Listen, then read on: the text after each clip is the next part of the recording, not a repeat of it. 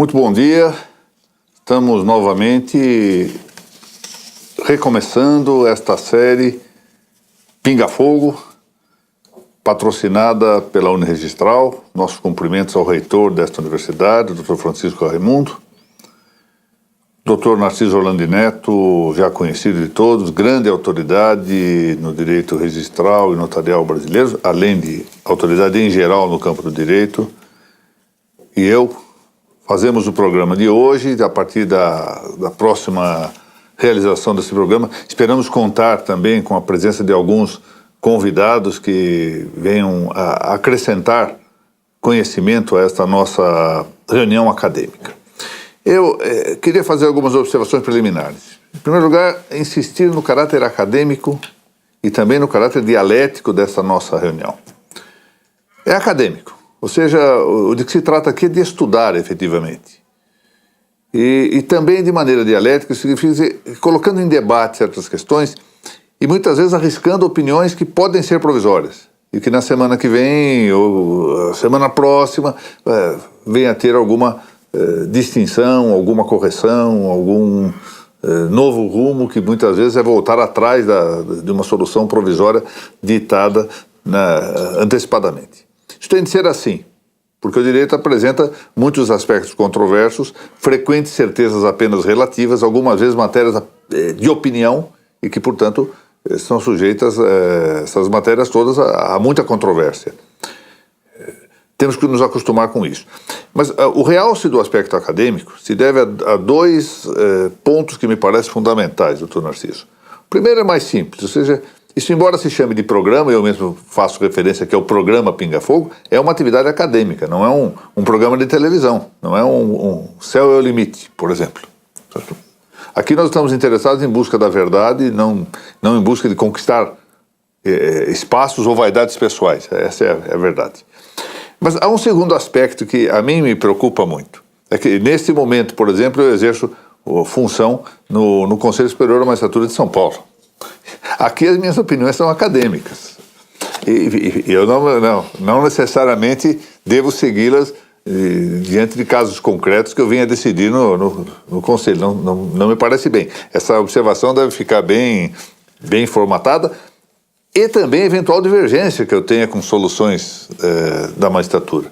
Existe um problema ético que precisa ser bem posicionado, ou seja, uma divergência que está posta e é válida e assim também está de acordo até com a legislação em vigor no Brasil, que possa eventualmente indicar-se. Como é que funciona isso?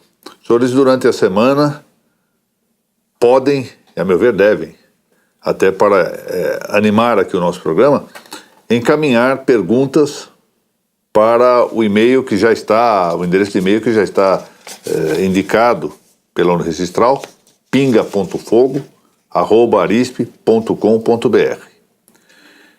E durante o programa, no curso do programa, podem fazer também perguntas comentando na página do Facebook. Isso está passando pelo Registradores BR. Ao final do programa, nós vamos sortear 2 livros, 2 exemplares deste Conceito e Natureza da Responsabilidade Disciplinar dos Registradores Públicos. Quem pode participar do sorteio? Quem compartilhar a nossa atividade de hoje, o nosso programa de hoje, Pinga Fogo, e compartilhá-lo publicamente. Não basta compartilhar para amigos, compartilhar para si próprio, mas é preciso compartilhar na linha de que isso indica para quem, colocar que é público. E ao final do programa vamos sortear 2 exemplares desse livro que acaba de sair pela editora Cartier Latam. Na verdade, a documentação que serviu de base para uma palestra proferida em Salvador e que me pareceu interessante divulgar até à vista de alguns problemas concretos que contemporaneamente têm afligido o tema do direito penal disciplinar dos registradores públicos. Muito bem. Posto isso, passamos aqui a nossa atividade de hoje. Eu evito o mais possível colocar os óculos por questões de vaidade pessoal, mas chega um momento em que não é mais possível. Manda-nos um e-mail o Dr. Rafael Dornelles, escrevente do 13º Registro de Imóveis aqui da capital de São Paulo, e que depara com uma saudação muito generosa, aliás, excessivamente generosa, que eu agradeço, formula a seguinte pergunta, que eu já de pronto passo ao Dr. Narciso Orlandi Neto, porque o Dr. Rafael indica exatamente uma posição já adotada pelo Dr. Narciso em um boletim eletrônico que já circulou em 2003, portanto há bastante tempo já. A pergunta é essa: há necessidade de constar o prazo de carência nos instrumentos de alienação fiduciária, mencionado no parágrafo 2º do artigo 26 da Lei de Regência? Essa é a pergunta que faço e que está em debate aqui, primeiramente as considerações do Dr. Narciso. Bom dia a todos, é com prazer que eu retorno aqui, espero que o nosso programa zero tenha sido satisfatório e agora, ao vivo, espero mais ainda.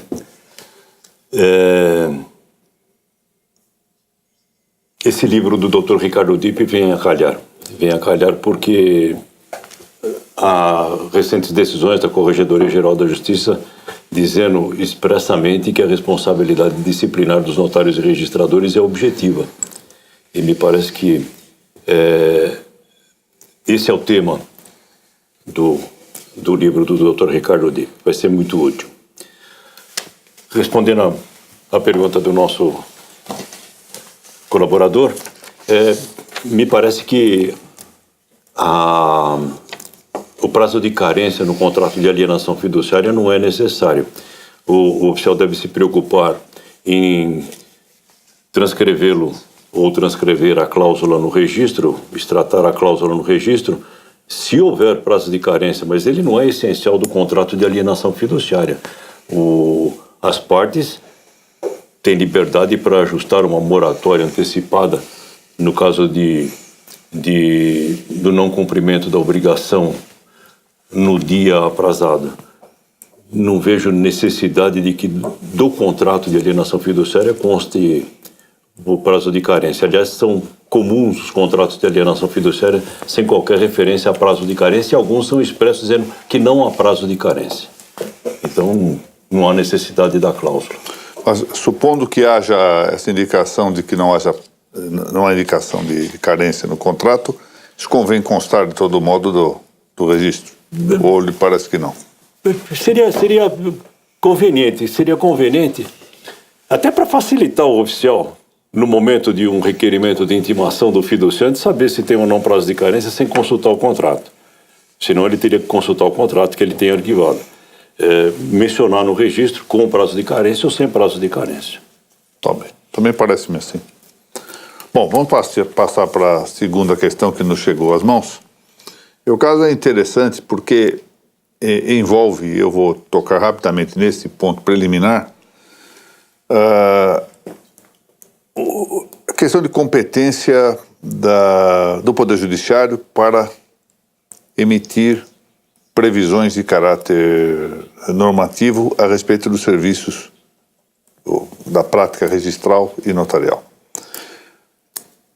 De fato, é o tema que envolve a Resolução 35, de 24 de abril de 2007, resolução editada pelo Conselho Nacional de Justiça. O artigo 45 dessa resolução dita o seguinte, eu vou ler aqui. A escritura pública de separação ou divórcio consensuais, quanto ao ajuste do uso do nome de casado, pode ser retificada mediante declaração unilateral do interessado na volta ao uso do nome de solteiro, em nova escritura pública, com assistência de advogado. Muito bom. Eu, antes de propor o tema que foi objeto da pergunta que nos foi dirigida, faço essa observação. Tenho entendimento pessoal no sentido de que, fora do campo das normas especificamente técnicas, e essa não é uma norma técnica, não cabe ao Poder Judiciário concorrer com o Poder Legislativo em matéria de edição de normas para o registro. Mas, em todo caso, essa está aí desde 2007 e pode ser que corresponda já a um costume registral.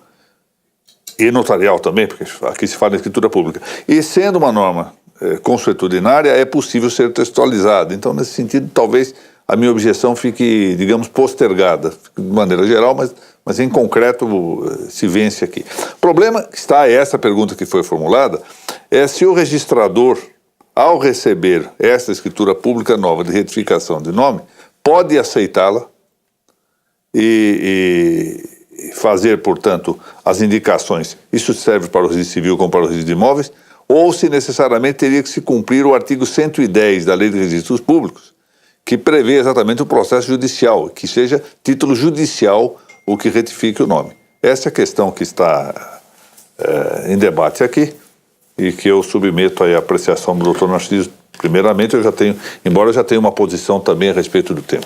Como registrador, eu aceitaria, com base até nesse provimento do Conselho Nacional de Justiça, se é possível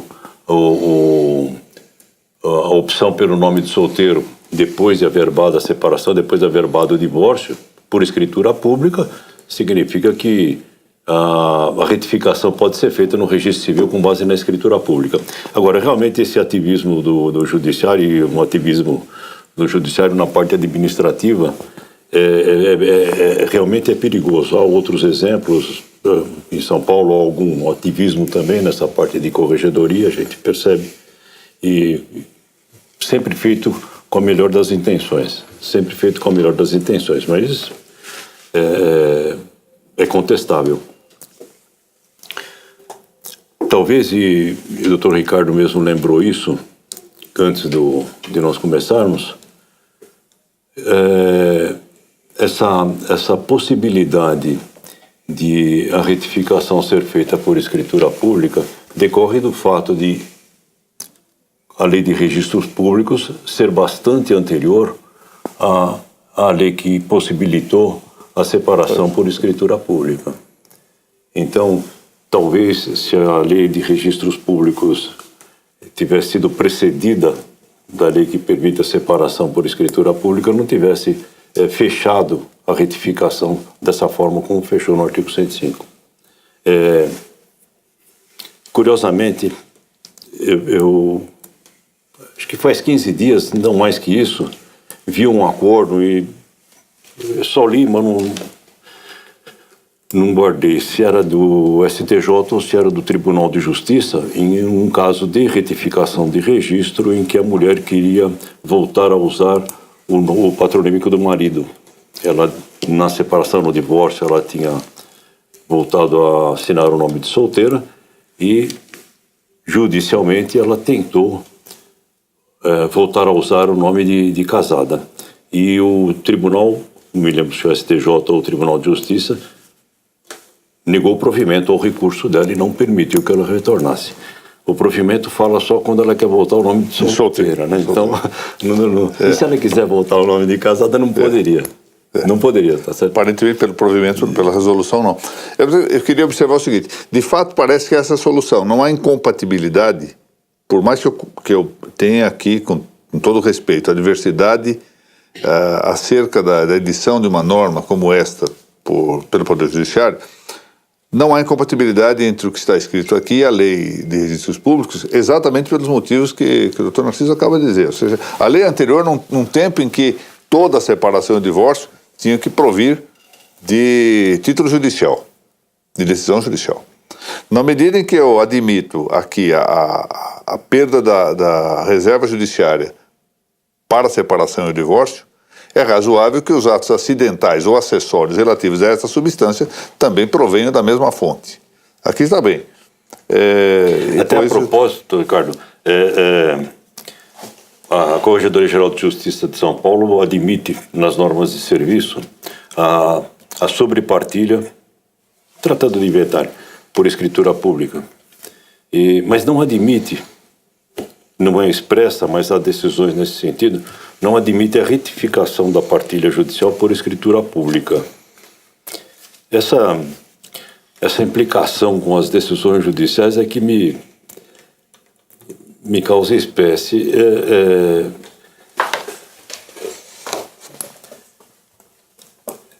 a força que se dá à sentença homologatória da partilha no Conselho Superior da Magistratura, no julgamento de dúvidas, me parece exagerada. Eu vejo a sentença homologatória de partilha como o reconhecimento judicial de que as formalidades legais foram cumpridas, até porque a partilha observa as regras da lei. Quer dizer, as disposições legais sobre partilha são de ordem pública, as partes não podem mudar. A sucessão causa mortes é regida pelo Código Civil. Quando o juiz homologa a partilha, ele diz que as formalidades legais foram cumpridas, supondo que a lei tenha sido cumprida.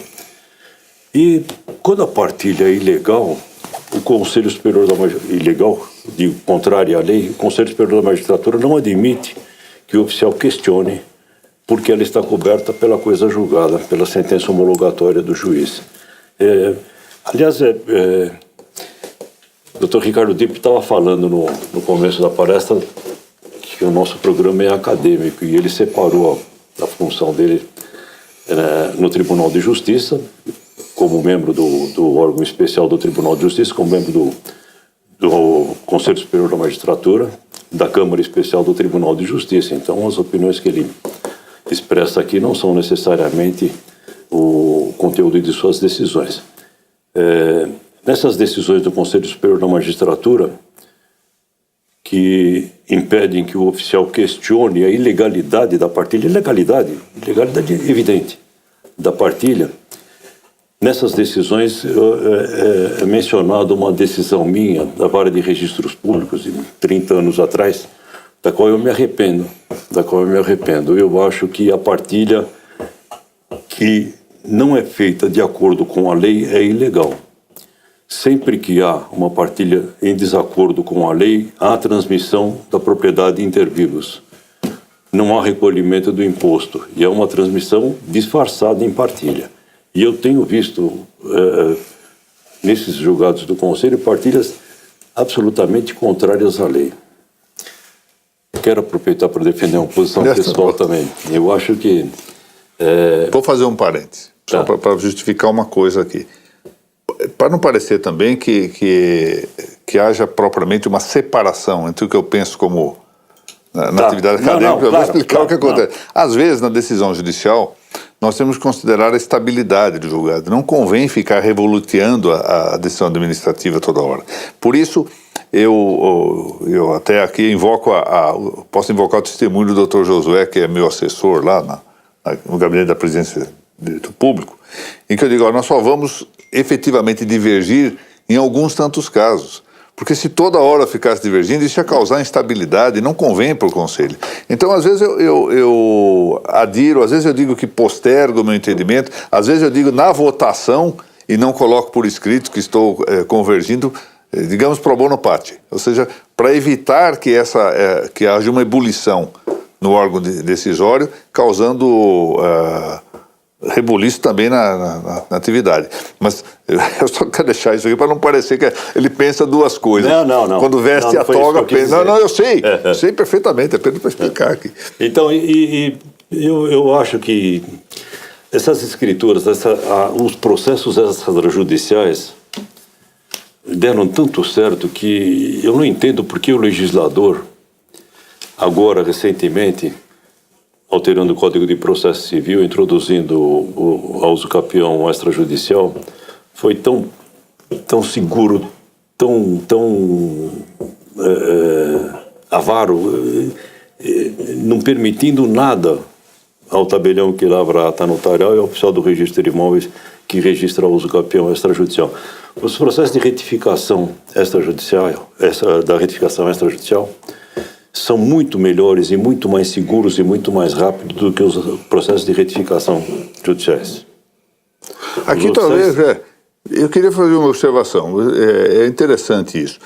O que nós passamos para as notas e os registros dessa parte que estava anteriormente entregue ao judiciário, o melhor e o mais legítimo era aquilo que nunca deveria ter ficado no judiciário, ou só residuariamente. E por isso, naquele campo em que há efetivamente consenso, não havia necessidade do judiciário. É por isso que eu estou de pleno acordo, por exemplo, em que um título notarial relativo a uma partilha, uma retificação, etc., possa ser feito ainda que o título de origem seja judicial. Porque exatamente é o consenso que está lá. O juiz homologa situações de consenso na partilha. Estou de pleno acordo. E acho também que as partilhas devem observar a lei e que o registrador deve controlá-las. Estou de pleno acordo com isso. Sempre entendi assim. Exatamente. E se a partilha está errada e os herdeiros resolvem retificar a partilha, por que ter de recorrer ao Poder Judiciário? Se houvesse uma sobrepartilha, eles poderiam fazer por escritura pública. E na retificação também, os processos são mais seguros no extrajudicial do que no judicial. Eu dou um exemplo corriqueiro. No processo de retificação judicial, o requerente indica o confrontante e pede a citação, e o juiz manda citar o confrontante. No oficial do registro de imóveis, indicado o confrontante, o oficial exige prova de que ele seja realmente confrontante, de que ele seja proprietário do imóvel vizinho. É muito mais rigoroso do que o processo judicial, além de ser mais rápido, evidentemente. E mais um aspecto, né, doutor Ricardo? A lei de registros públicos não tem mais disciplina do processo judicial de retificação. Ela só trata da retificação extrajudicial. Os juízes continuam citando os confrontantes, porque antigamente, parágrafo 2º do artigo 213, mandava citar os confrontantes. Mas hoje, na lei de registros públicos, não há processo, não há o procedimento da retificação judicial, só da extrajudicial. Voltando aqui ao tema da pergunta, queria observar uma coisa. É assim mesmo. As coisas, os debates têm que ser assim. Queria observar uma coisa. Depois vamos para um intervalo comercial para falar do livro de novo. Veja que tendência curiosa. Nós estamos fazendo uma seleção, não sei com quais critérios, porque há uma tendência do judiciário, mal ou bem, só vou revelar o fato, o fenômeno, sem fazer juízo de valor a respeito disso, de que as pessoas possam chegar no registro e alterar determinadas coisas pela simples manifestação de vontade. Eu chego lá, eu hoje sou Maria, não sou João, por favor, conste isto. Muito bom, ótimo. Pense assim. Agora, quando se trata meramente de nome, aí se cria todo um problema. Aí se discute se é via judicial, se pode fazer por escritura e outras coisas por mera declaração. Está havendo uma seletividade, por sinal, ativista a respeito dessa matéria. E portanto, é preciso um pouco de coerência nisso. Eu me lembro aqui, só para encerrar este ponto e passarmos a uma outra pergunta, que quando começou a haver esse tipo de possibilidade de alterações afetivas e unilaterais, para não dizer arbitrárias, eu procurei o nosso querido amigo, o então desembargador, corregedor-geral de Justiça, o Dr. Nalini, e saudei-o, dizendo que ele não precisava mais se preocupar com a aposentadoria compulsória, porque era só chegar no registro civil e dizer que só se sentiria feliz com 50 anos de idade. Eu, na verdade, com 40 já estaria bem. Se pode mudar uma coisa, pode mudar tudo. Então, nós temos que aplicar coerentemente essa orientação. Aquela norma relativa à mudança de nome, extremamente restritiva na lei de registros públicos, nesse momento é incompatível com a facilidade com que se tem mudado outras coisas, especialmente essas menções ideológicas. Mas a lei de registros públicos ainda muito rigorosa em relação ao nome, né? A imutabilidade do prenome e a jurisprudência que... Pois é, mas agora, eu soube nesta semana, informou-me uma registradora aqui no estado de São Paulo, que normalmente é muito bem informada, indicou-me o seguinte fato, que a mudança do nome está vindo, na verdade, como consequência da mudança de outras coisas, geralmente mudança de indicação de sexo. Então ela recebeu, um cartório recebeu um mandado judicial para retificar o sexo da constante do registro e o nome. E uma semana depois disso feito, apareceu uma ordem de disponibilidade de bens relativa ao primeiro nome. Ao primeiro nome. Ou seja, era o caso de Rosinha, que passou a chamar-se Joãozinho, e depois a indisponibilidade veio sobre os bens de Rosinha, que já não existia mais, né? Bom, deixa eu fazer um parênteses aqui. A propósito, eu queria saber como é que ela cumpre o problema do sigilo. Pois é, agora com o CIRC está uma maravilha, porque vai para a central, vai para o CIRC, e nós precisamos definir quem é que é o responsável pela divulgação lá à frente. Porque o registrador civil, sim, era o custódio dos dados. Mas quando esses dados, no fundo, estão sendo transmitidos, com esse risco de que o registrador civil esteja se tornando agora um mero coletor de dados e que paga do próprio bolso para informar. Mas veja, no registro civil é possível omitir essa informação numa certidão, mas no registro de imóveis não. Não tem jeito de omitir a informação. O legislador não se preocupa com isso. Bom, vamos ver aqui. Lembremos-nos, quem compartilhar ao vivo a nossa aula hoje integrará a lista de possíveis beneficiários ou não, vai depender do que claro. Do livro, com a leitura desse livro. Serão 2 exemplares sorteados ao final. Passamos para a terceira pergunta. Ficou muita coisa ainda por arrematar, mas eu penso que eu fugi do assunto. Não, foi bem. Sim mesmo. Bom, esse agora é um problema angustiante que nos chega para o início de considerações. E aqui eu já quero fazer tomar um conselho aqui, dizer o seguinte: o que se vai debater aqui está exatamente pendente de decisões nas várias corregedorias. As corregedorias, várias estaduais, estão estudando o assunto, algumas já se pronunciaram, e talvez seja caso da Corregedoria Nacional um dia pronunciar sobre o tema, de maneira que o que nós estamos debatendo, volto a insistir, é academicamente a matéria, sem dar uma orientação da qual se possa socorrer de futuro para dizer que não querem cumprir uma orientação correcional. Diz respeito ao problema da contagem dos prazos no registro de imóveis, à vista de 2 dispositivos, ou mais particularmente de do artigo 219 do novo Código de Processo Civil, que foi objeto de uma ameaça de que entraria em vigor, e ameaça cumprida, entrou efetivamente em vigor. Esse artigo 219, só para que lembremos dele, diz: na contagem de prazo em dias, estabelecido por lei ou pelo juiz, computar-se-ão somente os dias úteis. E aí vem o parágrafo único. O disposto nesse artigo aplica-se somente aos prazos processuais. Eu mencionei um outro artigo, que era 220, porque aplicar-se cegamente o Código de Processo Civil e por inteiro ao registro de imóveis, nós teríamos que também imaginar o cumprimento do 220, de suspender o curso do prazo processual nos dias compreendidos entre 20 de dezembro e 20 de janeiro, inclusive. Então é preciso ponderar muito bem se vamos aplicar em parte, se vamos aplicar no todo, ou se não vamos aplicar o Código de Processo Civil vigente à situação do registro de imóveis. Doutor Narciso, qual a sua opinião a respeito disso? O artigo 15 do Código de Processo Civil, hoje expressamente manda aplicar as disposições do Código aos processos eleitorais e administrativos, quando a lei não tiver uma disposição específica. E com base nesse artigo 15 e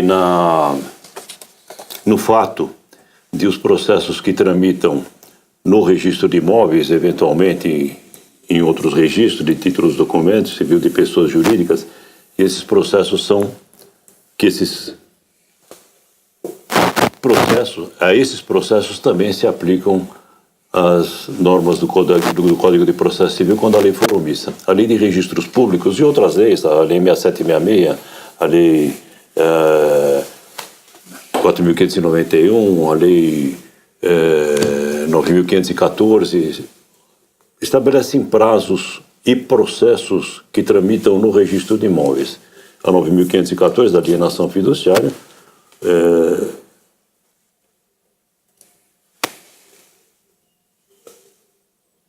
encaminhou para o registro de imóveis o processo de execução do contrato de alienação fiduciária ou o processo de constituição em mora do fiduciante. Para mim são processos. Aplicam-se as disposições do Código de Processo Civil quando a lei for omissa. Então, aplica-se também a contagem do prazo somente em dias úteis. Quando algum oficial me pergunta especificamente sobre alienação fiduciária, eu digo minha opinião, que eu acho que os prazos são contados em dias úteis apenas, e acrescento mais um argumento. cada vez mais os fiduciantes recorrem ao Poder Judiciário buscando a declaração de nulidade do processo de constituição e mora, do processo ou do leilão, de cada etapa do processo. E o risco de se contar sigelamente o prazo para a purgação da mora, o prazo de 15 dias para a purgação da mora, é esse, de eventualmente o juiz, na atividade jurisdicional, entender que é prazo processual e que o prazo deveria ter sido contado em dias úteis. Entendo que são contados em dias úteis todos os prazos dos processos que tramitam no registro de imóveis. Instituição de bem de família, notificações... Uso capião, retificação, etc. O uso capião extrajudicial, retificação, são prazos porque são processos de retificação, processo de uso capião extrajudicial, processo de constituição e mora do devedor fiduciante. O único prazo no registro de imóveis que não se conta de acordo com o Código de Processo Civil é o prazo da prenotação, que é um prazo de direito material. Aliás, não se conta nem de acordo com o Código Civil, porque o prazo da prenotação é contado a partir do primeiro dia, não se exclui o primeiro dia absolutamente. O dia da prenotação é o primeiro dia, e o prazo é corrido, não é um prazo processual. Agora, eu tenho conhecimento, até o doutor Ricardo falou que as corregedorias vão decidir, eu tenho conhecimento de que a Arisp fez uma consulta à Corregedoria Geral de Justiça de São Paulo sobre essa contagem de prazos e não sei se a Corregedoria vai responder a consulta ou não, mas nós estamos no aguardo disso, né? Eu queria dizer que eu estou procurando uma pergunta que me foi formulada por WhatsApp, e eu preciso ver se eu acho, vamos ver se consigo encontrar, mas a respeito desse tema, eu estou de acordo com a sua resposta, inteiramente de acordo. Mas eu queria observar o seguinte, a grande dificuldade de sustentação, e provavelmente todo mundo vai aceitar a tese de que só em matéria de prazo processual, olha, está na lei expressamente, é que se contará assim. Será exatamente encontrar o que é de processo e o que não é de processo nos prazos do registro, na medida em que, em rigor, se nós formos examinar, e eu volto a dizer, estou em pleno acordo com a sua resposta, especialmente quanto à prenotação, inteiramente, é que, no fundo, o registro é um processo, todo ele. Sim. Esse é o problema. Então, poderá haver a tentação de que tudo se considere prazo de processo. Quando, na verdade, tem toda a razão, o prazo da prenotação é de direito material, embora integrado em um processo. Estou de acordo com a solução. Bom, vamos deixar isso para... Essa matéria terá de necessariamente voltar a discutir isso para nós enfrentarmos situações de fato. Sim. O doutor, advogado Francisco Hilário Rodrigues, advogado aqui em São Paulo, a quem agradeço ter dirigido uma pergunta aqui à nossa mesa, pergunta o seguinte: é possível a abertura de matrícula por título que contenha descrição do imóvel idêntica à da transcrição, mas que não possua, pois nessa transcrição, indicações de metragens e confrontações? Então, vamos só para dizer, há uma descrição na transcrição, essa descrição não tem, suponho aqui pela referência, as medidas de superfície e provavelmente as de contorno, chamadas de perímetro, e também não indica as confrontações. A pergunta é se é possível abrir a matrícula com essa mesma descrição ou não. Não, rigorosamente, não, porque a especialização a especialização do objeto é requisito essencial de qualquer registro. Não se tem direito real sem a especialização do objeto. A rigor seria assim, mas na prática não funciona muito desse jeito. O Conselho Superior da Magistratura oscilou muito em relação, não sei se hoje está seguro, mas oscilou muito em relação a isso. Houve um período em que, a partir de 1980, quando pouquinho depois da entrada em vigor da Lei 6.015, o Conselho Superior da Magistratura decidia sistematicamente, e era um entendimento generalizado, de que, repetida a descrição constante da transcrição, a matrícula podia ser aberta, ainda que a descrição não fosse perfeita, Mas repetiu, é possível a abertura da matrícula. Então, quando o título repetisse, a descrição da transcrição era aberta a matrícula e o título era registrado, ainda que a descrição fosse precária, fosse lacunosa, como diz o Conselho Superior da Magistratura. Depois, e por um breve período, o Conselho Superior da Magistratura endureceu, dizendo não. Para a abertura da matrícula, há necessidade de prévia retificação da descrição que consta da transcrição. A descrição não tem medidas lineares, não tem localização, não tem amarração, principalmente amarração. A amarração a fixação do ponto inicial, pelo menos, da descrição, de forma que não possa ser confundida. Aquele ponto é aquele ponto em qualquer levantamento que se faça. E hoje, com o georreferenciamento dos vértices definidores das divisas, fica mais fácil. O georreferenciamento, pelo menos do ponto inicial, amarra, pelo menos, a descrição do imóvel. Não permita que, como dizia o Dr. Ricardo Dipp, essa descrição fique flutuante. Depois de um breve período de rigor, o Conselho Superior da Magistratura voltou a aceitar a descrição falha constante da transcrição, sem medidas lineares. A única exigência que o Conselho tem feito nos últimos acordos é que seja possível localizar o imóvel, saber onde ele está. Um ponto de amarração. Aquela descrição permita, pelo menos, situar o imóvel num determinado local do município. Essa é a única exigência. Mas, embora haja vários acordos nesse sentido, de vez em quando aparece algum acordo dizendo que não pode abrir a matrícula naqueles casos específicos, porque a descrição é muito precária. Hoje, eu não saberia responder essa pergunta, se pode ou não abrir a matrícula. Eu penso que nós poderíamos partir de uma coisa, Dr. Narciso, com um breve histórico aqui. No final da década de 80, depois de um célebre congresso que se realizou em Foz do Iguaçu, houve um aumento e uma especificação dos casos de controle para o parcelamento do solo. E desde aí, penso que é possível nós tirarmos algumas consequências. A primeira, uma que a nossa doutrina ainda não tratou disso com suficiente claridade. Mistura, sob a etiqueta de especialidade objetiva, também a determinação. Ou um imóvel pode estar determinado sem estar especializado. Ora, uma matrícula ou transcrição que se refira a um imóvel indeterminado é nula absolutamente. Não há forma de contornar isso, se o imóvel for indeterminado. Mas se o imóvel for determinado, ainda que carente de melhor especialização, ela não é nula.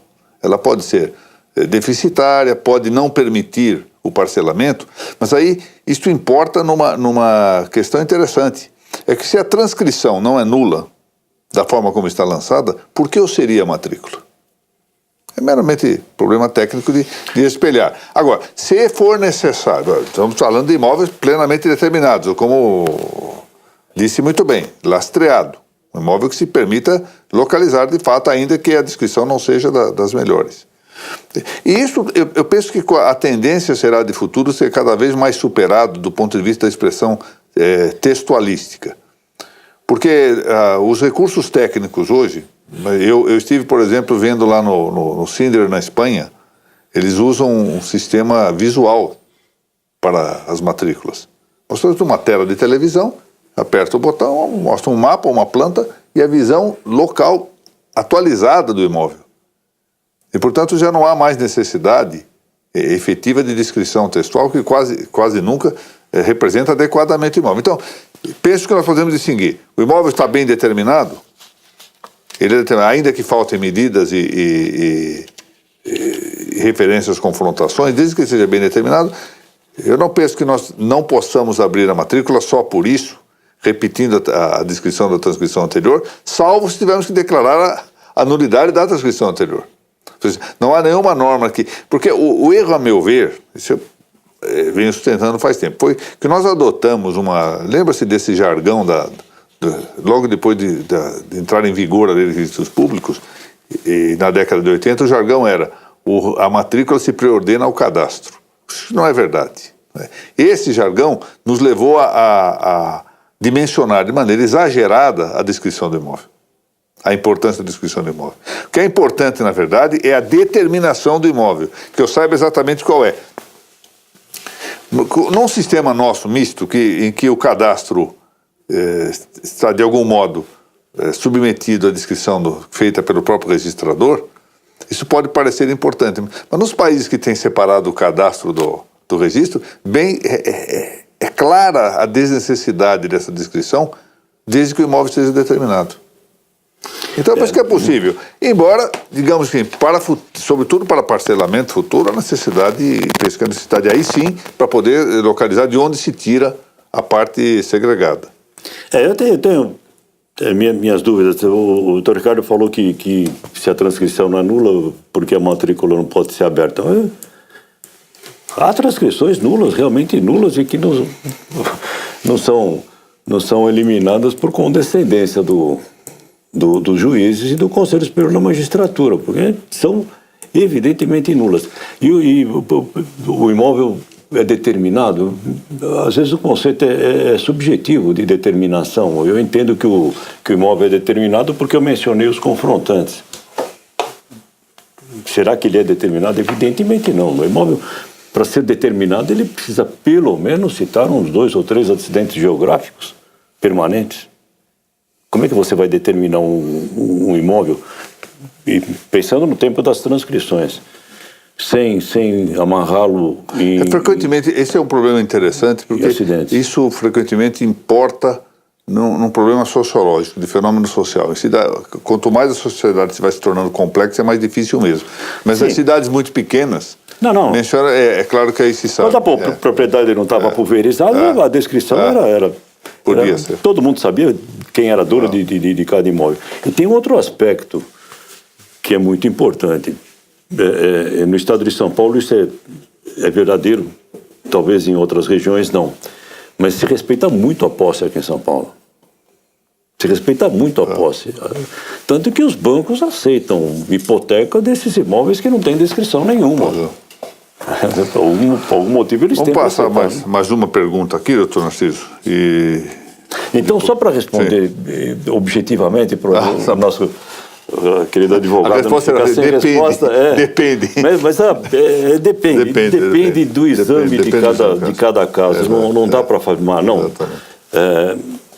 Durante um período, o Conselho admitiu, sem dúvida nenhuma. Hoje, há algumas restrições.